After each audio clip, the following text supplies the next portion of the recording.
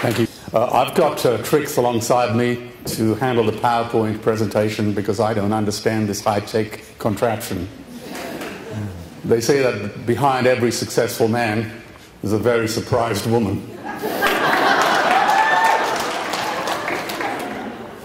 Okay.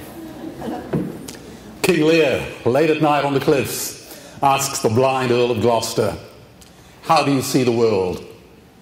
And the blind man Gloucester replies, "I see it feelingly." Gloucester must have been a vegan. Rudyard Kipling wrote of young men dying in World War I. And if they ask you why we died, tell them that our fathers lied. That legacy of lies continues today. Everything we think we know about the meat industry is a lie. See, the world is crying out for only two things: leadership and the truth. Today, I'm simply going to tell you the truth. The wise Chinese have a term for it: jiao. Listen to the friend who tells you the truth, even when it hurts. So let's just tell the truth, fearlessly and forcefully. That is what the Sanskrit word satyagraha means. The truth force. Now, Brendan Kennelly, in the Book of Judas, wrote, "If you want to serve your age, betray it." But what does that mean, to betray your age? It means expose its lies, humiliate its conceits, debunk its arrogance, expose its secrets, and condemn them to face harsher truths. As Alvin Toffler said, the illiterate of the 21st century will not be those who cannot read and write, but those who cannot learn, unlearn, and relearn. I have long admired Count Moltke, the great Prussian general, a soldier who preferred to think rather than to speak, a man silent in 7 languages. But you see, it takes courage to stand up and speak. It also takes courage to sit down and listen. Now, there was a time when my favorite food was filet mignon and lobster, a fact for which I am so profoundly ashamed today. So what made me, an investment banker, decide to leave the world of lobsters and Learjets in exchange for shelters and slaughterhouses? To take nothing but pictures, own nothing but memories, leave nothing but footprints, kill nothing but time. You see, something happened to me. In the course of my work, I had been to Dante's Inferno, but unlike Dante Alighieri, I did not have Beatrice for my love, nor Virgil for my guide. I heard the screams of my dying father as his body was ravaged by the cancers that killed him. And I realized I'd heard those screams before. In the slaughterhouse, on the cattle ships to the Middle East, and a dying mother whale as a harpoon explodes in her brain as she calls out to her calf. Their cries were the cries of my father. And I discovered that when we suffer as equals. And in their capacity to suffer, a dog is a pig, is a bear, is a boy. So when I look into your faces today, I recall the words of the Greek poet Horace: "Change only the name, and my story is also about you." So this is where we work today. This is where we invest our money. In China, 7,000 magnificent moon bears, their limbs torn off in traps, are imprisoned in steel coffins welded shut as a catheter drains bile into a bucket which the Chinese drink. For 26 years, the bears can't move, they go insane. In Korea, dogs are beaten to death in the marketplace because Korean butchers believe that pain and suffering makes the meat tasty. In South Africa, 5,000 tame orphan lions are drugged and then killed with guns, spears, or torn apart by hunting dogs, and they call it sport. In Canada, 300,000 baby seal pups are clubbed and skinned alive on the ice, their tiny hearts still beating. In Australia, we killed 90 million kangaroos who happen to adorn our coat of arms, the largest land animal slaughter on the planet. And we in Australia sent millions of our animals born on Australian soil on death ships to the Middle East, where their eyes are stabbed out and their tendons are slashed for 30 pieces of silver. Believe me, every penny that I invested in the Basatine slaughterhouse to try and improve standards with the Muslim butchers was utterly wasted. I won't be making that mistake again. In Asia, dogs are suspended on steel hooks and skinned alive to make trim and fur coats sold in the West. And we treat the ocean as our private pantry and as a public toilet.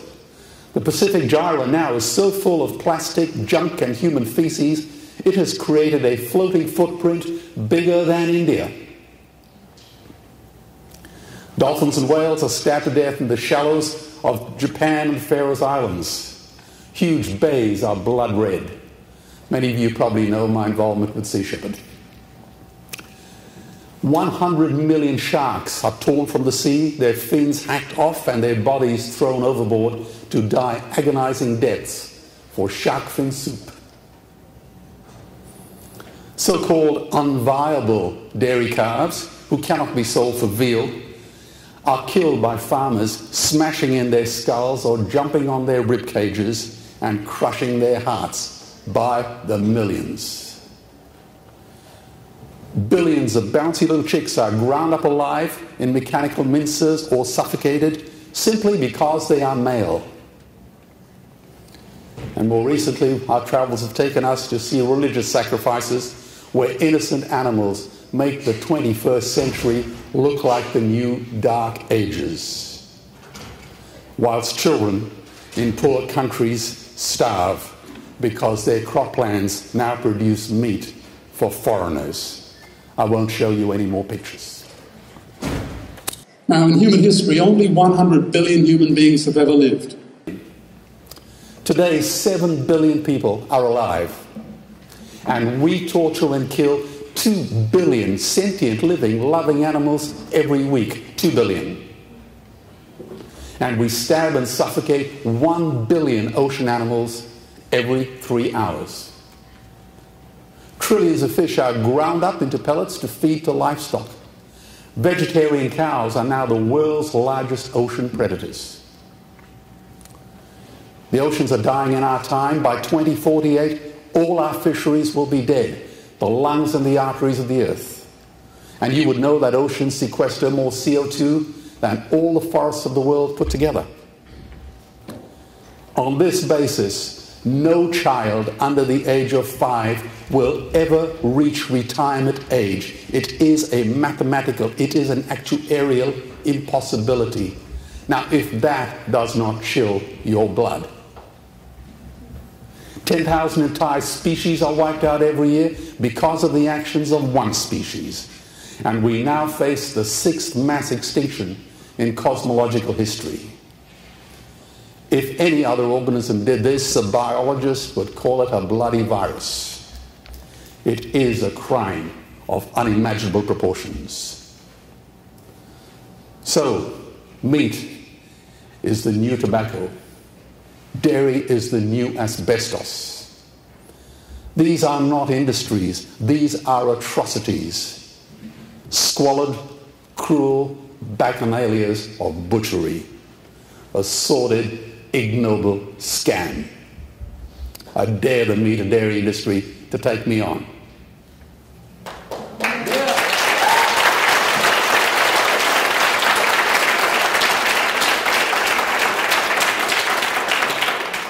Now, there are 2 peak predators on this planet: human beings on land and orcas in the ocean. In the 20th century, human beings killed 200 million members of their own species. Orcas killed none. And don't expect any miracles from your own governments either. In the 20th century, 100 million people have been killed by their own governments. Now, Victor Hugo said there is nothing more powerful in an idea whose time has come. And that's true. But I would also add, there is nothing more destructive than a bad idea whose time has passed. Meat and dairy's time has passed. And about bloody time. You see, it is not just about animal rights. It's also about human wrongs.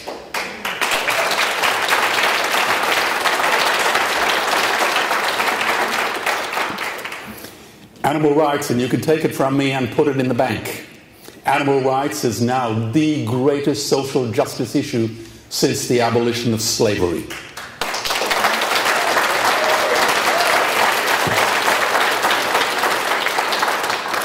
This is a revolutionary event more powerful than the Industrial Revolution, the Reformation, the Hubble telescope, or anything ever conceived by Galileo, Copernicus, Einstein, Darwin, or Freud, because it protects the most precious of all things, life. We in this room are on the right side of history. Believe me when I tell you, vegans are creating a new age of enlightenment, the second Renaissance.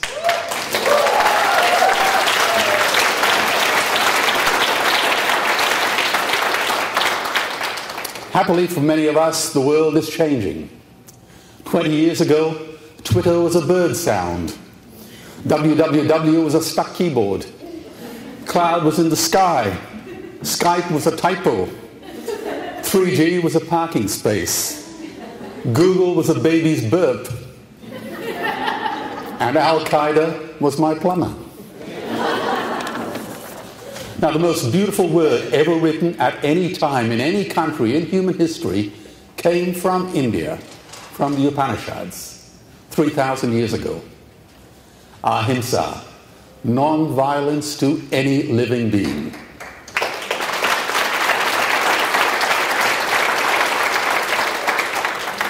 And I choose to define it as non-violence in everything we do, say, and think, not just in what we do. So when I'm asked to describe myself, I describe myself as ahimsan. And therefore, by definition, I must be vegan.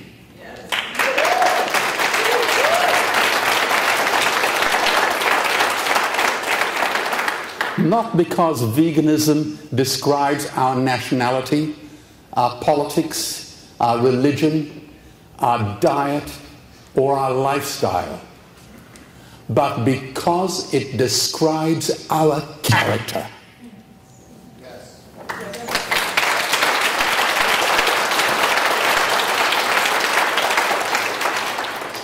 It says we oppose violence wherever and whenever it occurs. Now, all of you in this room would probably know the golden rule. Do unto others as you would have them do unto you. Now, this actually predates the New Testament of Jesus. In fact, it goes back to the Babylonian Jew, Hillel, 70 years BC. And in fact, it goes back even further to the Analects of Confucius, 500 years BC. And the truth be told, it predates the days of writing. It's been inscribed on our hearts forever. Now, the great anthropologist Margaret Mead said, "Never doubt that a few committed people can change the world. Indeed, that is the only thing that ever has." Here's some evidence. There are only 13 million Jews in the world, but they play such a vibrant, exciting role in international and world affairs. Look at the number of Nobel Prizes that they win every year. Now, Trix and I sat in the stadium during the Olympic Games full of pride as Australia, with a population of only 20 million people, won more medals than every country in the world with the exception of the United States and Russia. Tibet's population is only 3 million. But who hasn't heard of the plight of the Tibetan? But there are over 600 million vegetarians in the world, and that is bigger than the United States, England, France, Germany, Spain, Italy, Canada, Australia, New Zealand, all put together. If they were one nation, they would be bigger than the 27 nations of the European Union. And despite this massive, massive demographic footprint, they are still drowned out by the raucous hunt and shoot and kill and cretins who believe that violence is the answer when it should not even be a bloody question.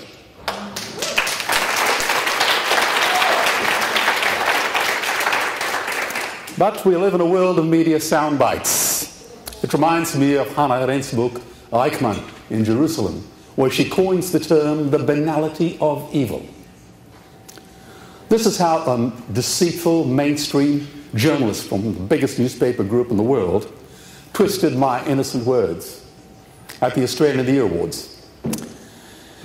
Mr. Wollen, I'm surprised a man of your standing would say that meat is murder, a little old lady with a budgerigar is offending God, livestock production is unethical, there will be no peace until we stop killing animals, industry is unattractive, and animals are like human children. Can't you see how offensive that is to our rural audience? Well, this was my diplomatic counterpunch. Well, you certainly bludgeoned the English language to death. But if you're going to quote me, please do it honestly. I did say, a robin redbreast in a cage puts all heaven in a rage. But that came from William Blake in Auguries of Innocence. And by the way, it was the Prophet Muhammad, peace be upon him, who said, a sparrow does not fall from the sky without Allah knowing. And yes, I did say, the commandment, thou shalt not kill, applies to the murder of any living being. It was inscribed on the human heart long before it was proclaimed from Mount Sinai. But that was Leo Tolstoy. And yes, I did say the roots of cruelty are not strong, just widespread. But a time will come when inhumanity, protected by custom, will succumb to humanity championed by thought. A man is ethical only when all life is sacred to him. But actually that was Albert Schweitzer, winner of the Nobel Prize. And yes, I admit I did say, as long as we kill animals, there will never be peace. It's only a short step to the concentration camps of Hitler and Stalin.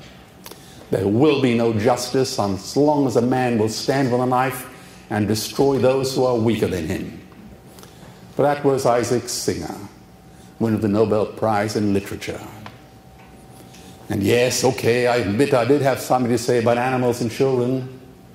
The wolf will lie down with the lamb, the leopard with the young goat, the young lion with the young ones of the herd, and a little child will lead them. But that came from the prophet Isaiah. And no, I didn't say a damn thing about greed and ambition. That wasn't me, that was Jesus. Blame him. Behold the birds of the air and the leaves of the field. King Solomon in all his glory was not arrayed as one of these. And for good measure he threw in a left hook and an uppercut. Whatever you do to the least of these my brethren, you did it to me. So are you, as a journalist, suggesting that your rural audience is offended by Nobel Prize winners and prophets? Or should I just go home and burn my books? I seem to recall that was a strategy favoured by Pol Pot. Well, the journalist was livid and speechless, and he attacked me for being a radical. Ladies and gentlemen, we need another radical Galileo or Copernicus to remind us that we are not the centre of the universe.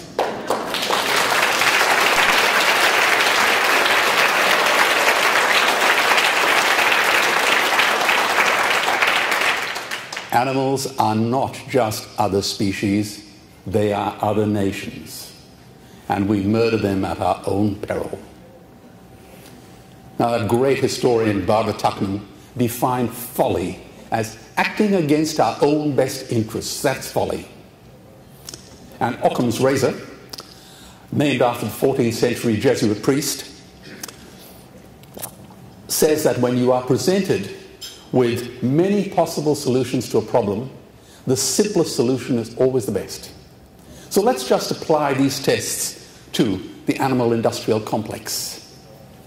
Forest depletion by the meat industry costs 3 times as much as the recent global financial crisis, and it happens every year and no one notices.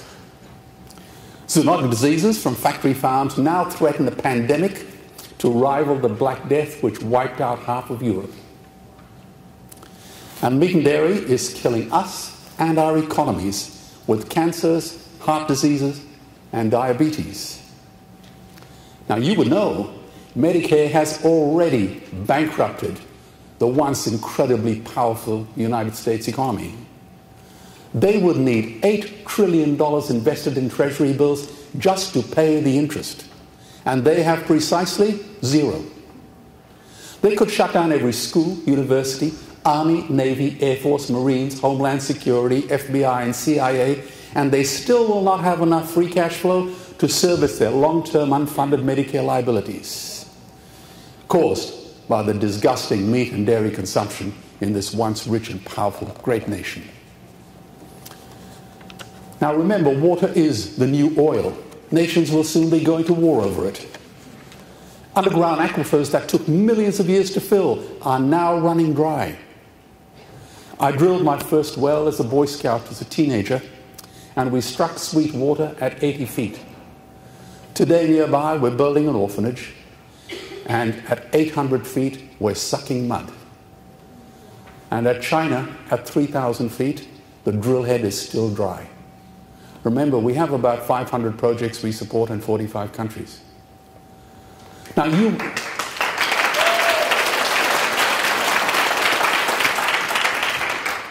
would be outraged if 10 jumbo jets crashed every day with no survivors.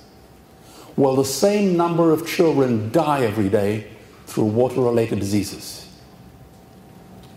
And many of our greatest rivers, and you know some of them here in California, now rarely do they reach the sea, sucked dry by the meat and dairy industry. So why do I speak to you about water? Because it takes 50,000 liters of water to produce 1 kilo of beef, 1 swimming pool. It takes 1,000 liters of water to make 1 liter of milk, and a dairyman makes 28 cents a liter for it. What a preposterously stupid, idiotic industry. Mad Hatter economics. These people are financially illiterate. This really is Mad Hatter economics on steroids. 1 billion people today are hungry. 20 million people will die this year from malnutrition. Cutting meat by only 10% will feed 100 million people, and going vegan will end malnutrition forever.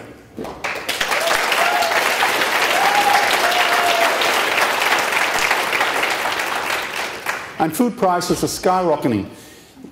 It used to cost me for Thai rice in Southeast Asia $197 a ton for the projects down there. And then it went up to $1,015 a ton. A 5-fold increase in 5 months.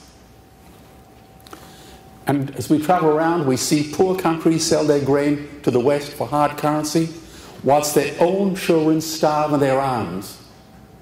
And the West feeds it to livestock. So we can eat a steak? Tell me the truth. Am I the only one in this room who sees this as a crime? We all do. Good. Believe me, every morsel of meat we eat is slapping the tear-stained face of a hungry child. When I look into her eyes, do I remain silent? If everyone ate a Western diet, we would need 2 planet Earths to feed us. We've only got 1, and she is dying. The Earth can produce enough food for everyone's need, but not enough for everyone's greed. And our greenhouse gas pollution from livestock vastly exceeds those of transport. Cars, trains, buses, ships, lorries, bikes, the whole lot. and their methane is 20 times more potent than CO2. The melting Siberian permafrost is now a ticking time bomb. When it releases its sequestered gas, the game is over. The Himalayan ice fields are correctly called the third pole because they feed half the world's population through the Ganges, Indus, Brahmaputra, Yellow Rivers, Yangtze, Irrawaddy, and the Mekong. And these glaciers are melting fast. I presented these numbers to 2,000 wealthy Indian entrepreneurs in New Delhi, including Amartya Sen, who had just won India's Nobel Prize in economics. And I mentioned to Muhammad Yunus, after he won the Nobel Peace Prize, that all the good that he had done with Grameen Bank would vanish when Bangladesh drowns. To say nothing about Manila, Mumbai, Calcutta, Ho Chi Minh City, and Bangkok. And then Trix and I had dinner with Al Gore in Australia, and we discussed the same numbers. No arguments with me from any of these three Nobel Prize winners, but lots of arguments from the lightweight, ignoble meat and dairy lobby. So Upton Sinclair was right. It is impossible to get a man to understand something when his salary depends on him not understanding it.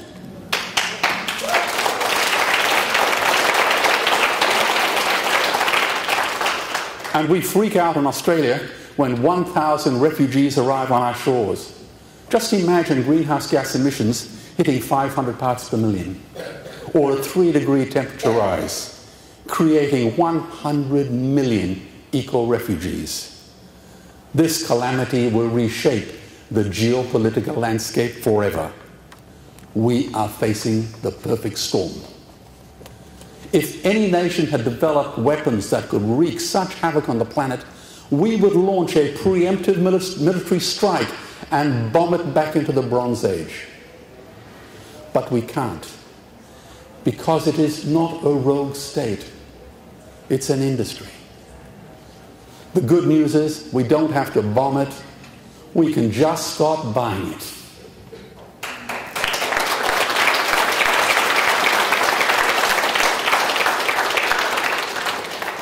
So George Bush was wrong. The axis of evil does not run through Iraq, Iran, and North Korea. It runs through our dining tables.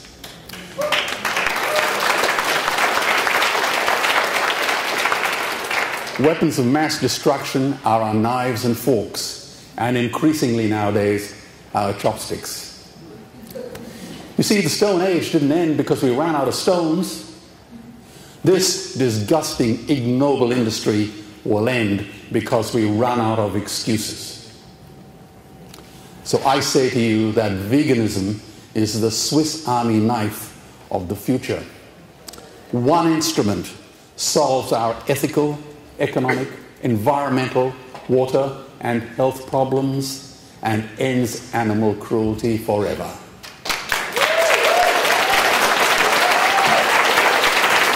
The Swiss Army knife.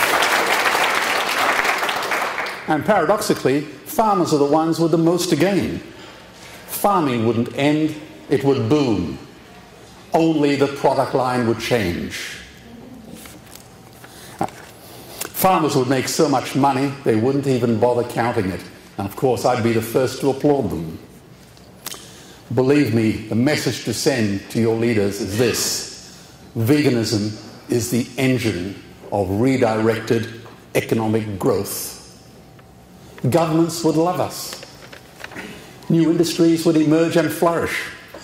Health insurance premiums would plummet. Hospital waiting lists would disappear. Hell, we would be so healthy we'd have to shoot someone just to start a cemetery. I addressed the World Parliament of Religions, and I said that the peace map is drawn on a menu. Peace is not just the absence of war, it is the presence of justice.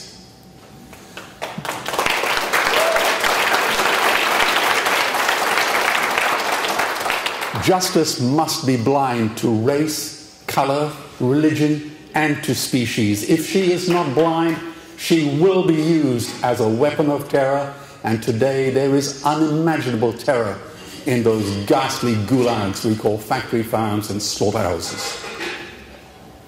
So talking about peace whilst killing animals is like loving literature and burning books. They are mutually exclusive ideas. They are incompatible in the same way that science is incompatible with a flat earth society. An ethical vegan does not need the approval of the meat lobby any more than a Nobel laureate needs the approval of the village idiot. So in my journey through Joseph Conrad's Heart of Darkness, I've learned that a man is measured not by how much money he makes, but how much of it he's willing to give away, particularly to strangers. I've learned that if you wish to increase a man's share of happiness, do not aim to increase his possessions, simply decrease his desires. Because I did not find my character on Wall Street, because it lives on the road to Damascus. So Socrates and Epicurus were right. An unexamined life is not worth living. It's not a life. It's actually a life sentence. And my heart resonates to W.H. Auden. If equal affection cannot be, let the more loving one be me.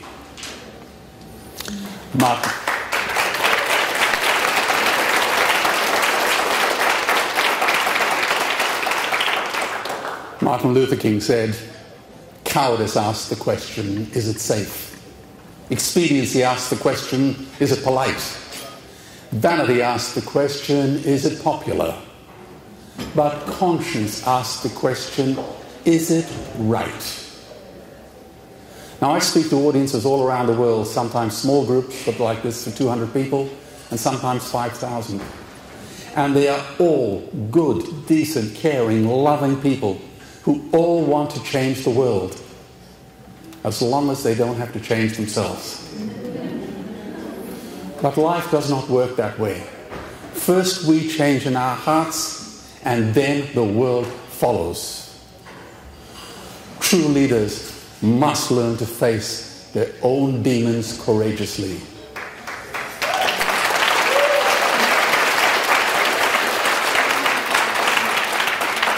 Sitting on the fence is for cowards and crows. Martin Niemöller, the German priest, philosopher, and U-boat captain, spent 8 years in prison for condemning German intellectuals for being cowards. And he wrote, when the Nazis came for the communists, I remained silent. I was not a communist.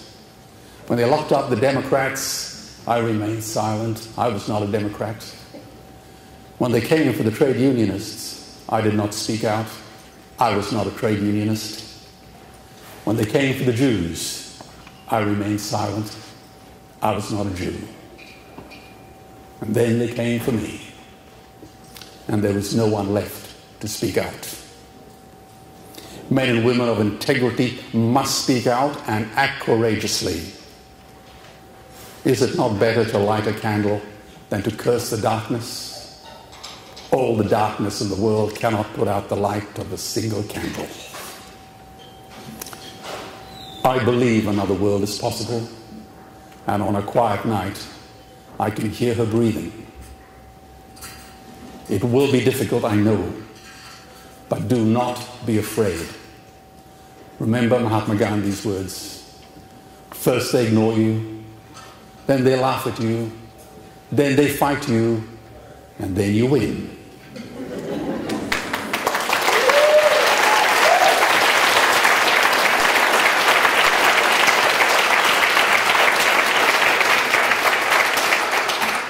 The last sentence of Scott Fitzgerald's book, The Great Gatsby, reads, so we beat on, boats against the tide, drawn back ceaselessly into the past.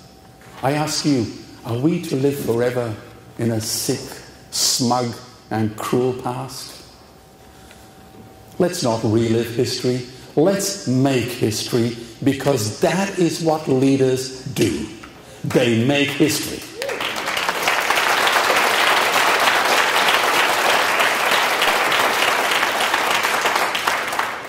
So I welcome you all to the battle in a war that decency cannot afford to lose. Because in the end, only three things matter: how deeply you loved, how gently you lived, and how gracefully you let go of things that were not meant for you. Meat was not meant for you. Our animal cousins have survived millions of years of evolution. They've earned the right to share this planet with us in peace, and they have waited long enough. The brutes and the bullies have been Goliath, but David is coming. Maybe he's in this room. Maybe he's one of you. And if not you, who? And if not now, when? Thank you all for being here.